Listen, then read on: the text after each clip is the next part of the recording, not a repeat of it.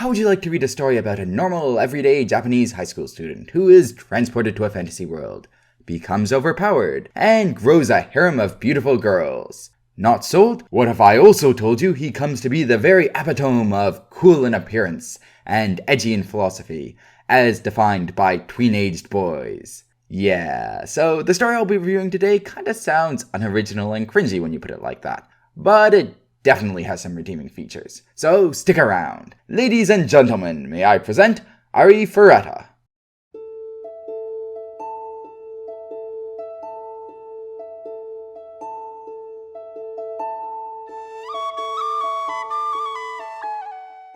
As we go through the plot of Arifureta, let's play the Check the Trope game. Hajime, the protagonist, and his classmates are transported to a fantasy world. There, they are told they've all been granted magical powers that use video game mechanics. And they must save the world from the evil demon lord. Everyone has been granted great magical powers, except for our protagonist, who is seen as useless. But through certain happenstances and harsh trials, his abilities become OP, and soon he is the most powerful human on the planet. Oh, and of course, since he's so cool and so badass, loads of beautiful girls fall for him. So then, what's original about this story? Well, for one, it's pacing. You know the whole most powerful human in the world thing? That happens in the first volume. And then the story gets interesting as the author figures out where to go from there, with an equal mix of comedy and intrigue.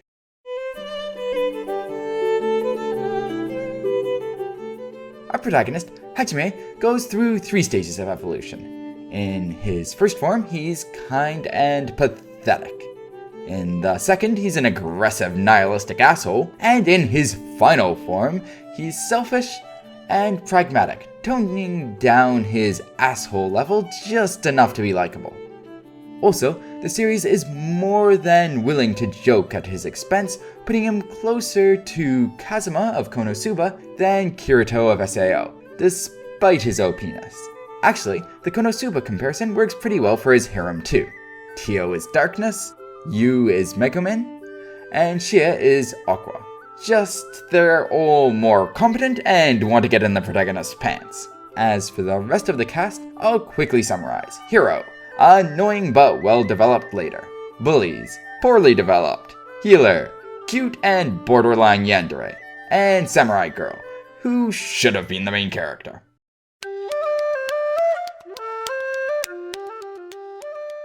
Arifureta straddles the line between being a serious dramatic isekai story and an ecchi harem comedy series, and this is greatly to its benefit. Its plot is a sight better than most harem comedies, while still having just as much plot. And the story, which might become a bit too generic given the current isekai trend, benefits greatly from the humor.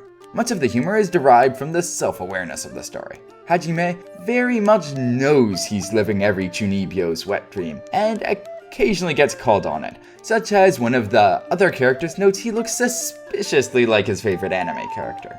Also, the setup for the harem is distinctly original, which allows for a whole different set of running jokes than the ones you would normally see in this style of series. You see, a lot of harem stories are based around who the protagonist will eventually choose, and there's this sort of equilibrium that is present for most of the story, where all the girls are vying for the protagonist's love on roughly even footing. In Arifureta though, the protagonist pretty much has already decided on his wife and had sex with her before most of the other girls even enter the picture, so there's a completely different set of rules. As an example, the second girl to enter the harem quickly realizes that Hajime is dead set on being monogamous, so instead of trying to convince him, sets out to try and convince his first waifu to share please, and things only get more ridiculous from there. Humor aside, I'm also a big fan of how the conflict progresses in this story. You see, since our protagonist is already established as Mr. OP by the end of the first volume, we can skip through the process of watching him gradually beat up bigger and bigger evil thugs until he finally has to fight, I don't know, an evil god or something. Instead, we jump straight to, hey, there's some pretty powerful, nasty people pulling the strings in the background. Good luck dealing with them. And that makes for an entertaining story.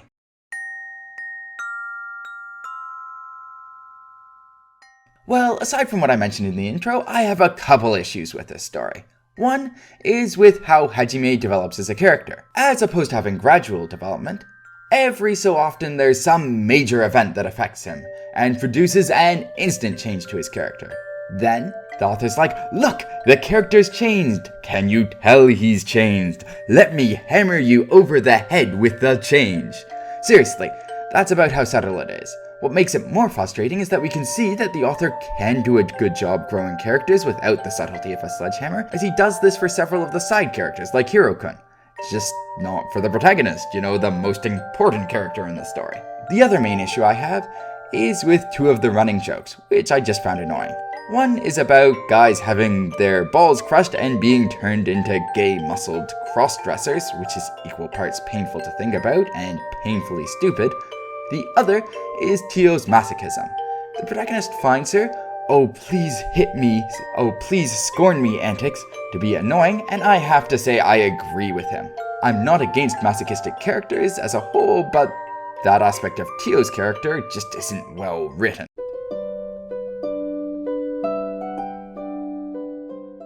Without a question, Arifureta is a power fantasy with a wish fulfillment protagonist, and obviously that'll turn some people off right off the bat. It fits some of the stereotypes about isekai stories perfectly, and if you're not already a fan of that genre, this story is not going to change your mind. That being said, I, as a fan of isekai and high fantasy, found the story incredibly entertaining and good fun. So yeah, if you're already into isekai, or at least don't have strong preconceived notions about them, then check the series out.